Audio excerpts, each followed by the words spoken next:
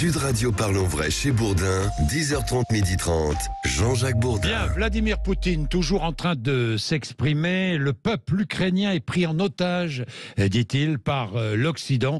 Vladimir Poutine qui annonce la création d'un fonds spécial pour aider les familles des combattants russes.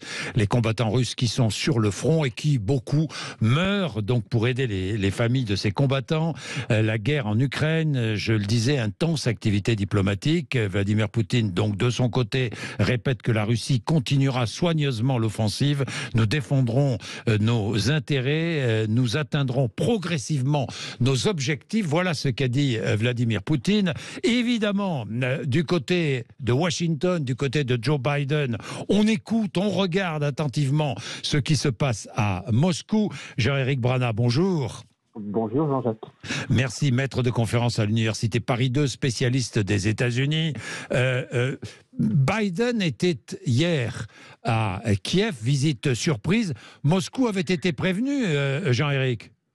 Et oui, c'est ce qu'on a appris un petit peu plus tard dans la journée. Moscou avait effectivement été averti, ce qui n'est pas anormal dans ce genre d'affaires, puisque pour éviter qu'il y ait un accident et surtout l'escalade dans la guerre, les présidents s'avertissent entre eux quand ils se déplacent dans un pays étranger. Là, on était dans un cas très particulier, puisque c'était un terrain de guerre active dans lequel, rappelons-le, les Américains n'ont aucun soldat, donc on pouvait considérer que Biden n'avait rien à y faire, mais effectivement, il a donc averti Moscou et ça a évité qu'il y ait un drame qui puisse nous entraîner tous dans une guerre mondiale. Tous dans une guerre mondiale, évidemment, tout le monde a peur. À juste raison, ils ont tous peur de ça. Pour l'instant, ça ne se profile pas. Mais attention, la situation est très, très sérieuse. J'étais en train de suivre, vous aussi, Jean-Éric, le discours de Vladimir Poutine qui répète que la Russie continuera soigneusement l'offensive. L'Occident fait preuve de russophobie, dit-il. L'Occident est responsable de l'escalade. C'est à ça que répondra Joe Biden cet après-midi à Varsovie.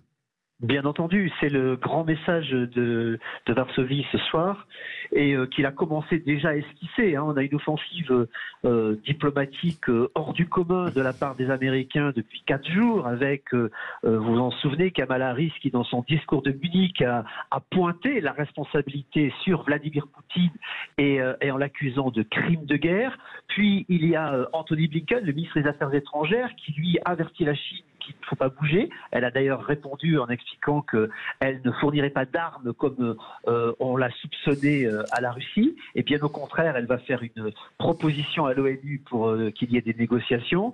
C'est Wendy Sherman qui donne des interviews pour expliquer que les Américains sont très liés avec les Européens et que c'est main dans la main qu'ils avancent dans cette affaire-là.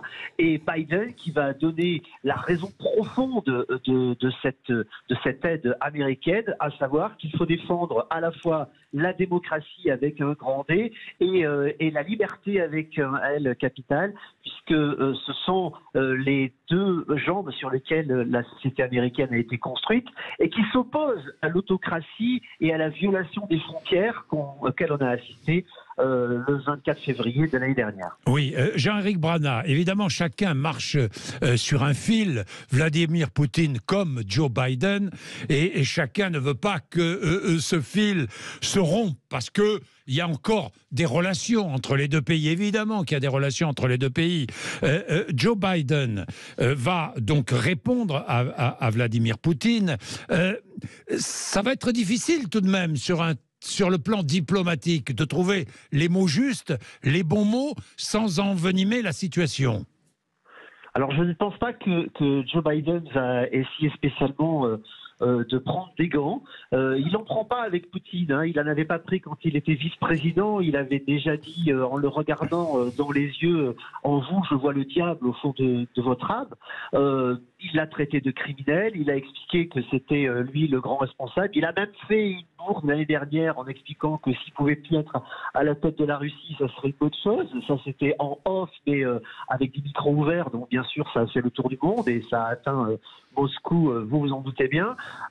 Donc il va au contraire, je crois, être très direct ce soir, comme il l'est tout le temps.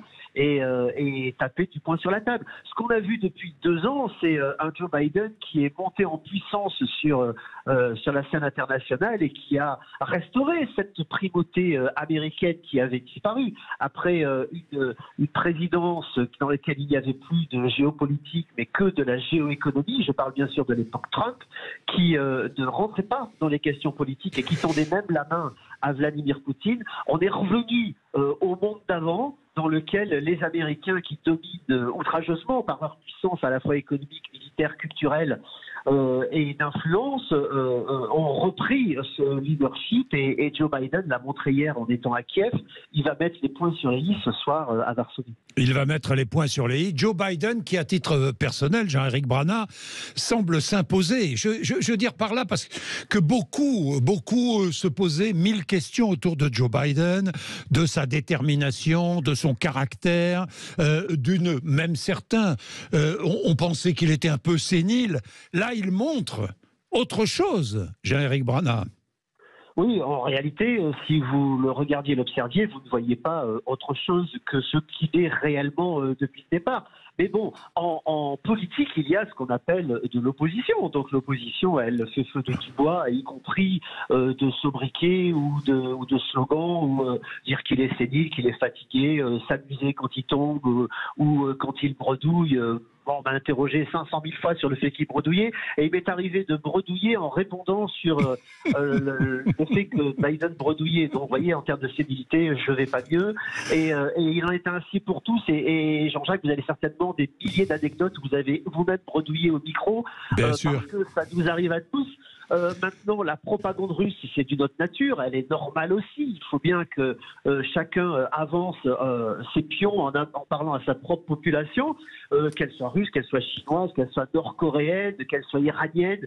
Bien entendu, tout cela est repris par des médias qui leur sont favorables. Après, certains veulent les entendre et les répéter. Il y a en France, en particulier, un fond d'anti-américanisme latent que Jean-François Revel avait décrit très bien dans un livre il y a quelques années, qui est toujours aussi fort aujourd'hui. Tout cela n'est pas bien sérieux ni bien grave. Ce qu'on a effectivement, c'est une unité aujourd'hui d'un front de près d'une 60aine de pays qui se dressent pour que les pays respectent les frontières les uns des autres, et ça c'est le plus important. Une fois qu'on a établi ce principe et qu'on est tous d'accord là-dessus, on peut commencer à discuter.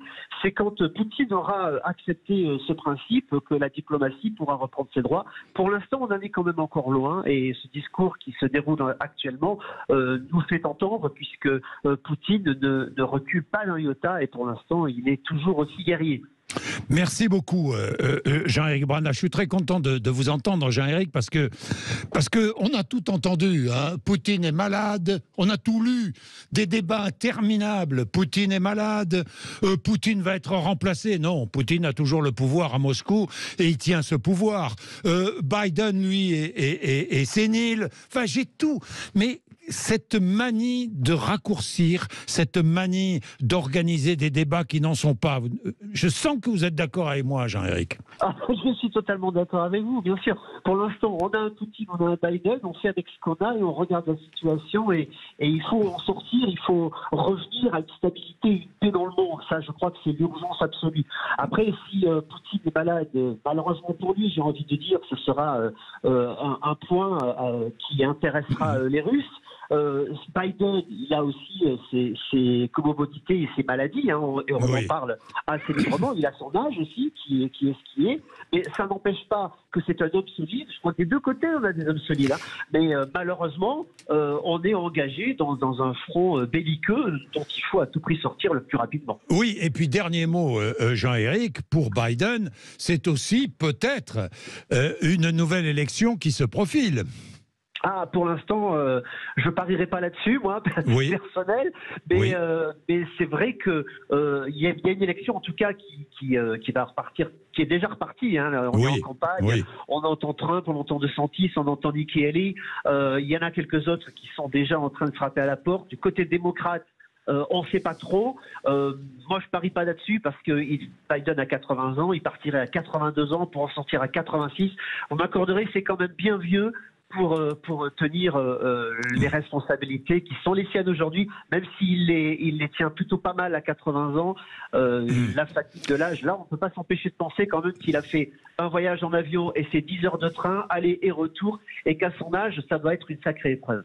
Merci beaucoup, Jean-Éric Brana. Merci d'avoir été avec nous. Encore une fois, je répète ce qu'a dit et Vladimir Poutine, qui n'a toujours pas terminé. Il a commencé à 10h. Le discours se poursuit. Il est 10h55. Je résume ce qu'il a dit jusqu'à maintenant. L'Occident échouera sur tous les fronts. C'est un moment difficile et clé pour la Russie. Il est impossible de battre la Russie sur le champ de bataille. Voilà ce qu'a dit Vladimir Poutine, qui répète que la Russie continuera soigneusement l'offensive. Nous défendrons nos intérêts, nous atteindrons progressivement nos objectifs. L'Occident est responsable de l'escalade. Nous allons réagir de façon conséquente, a-t-il dit. Il annonce la création d'un fonds spécial pour aider les familles des combattants russes. Il s'agit de la survie de la Russie. Il a répété cela plusieurs fois. Le peuple ukrainien est pris en otage.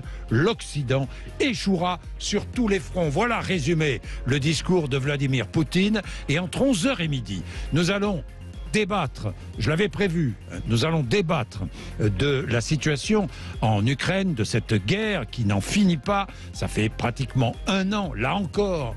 Qu'est-ce qu'on avait dit, les débats interminables au début de la guerre. Ah, ça va durer 8 jours, ça, non.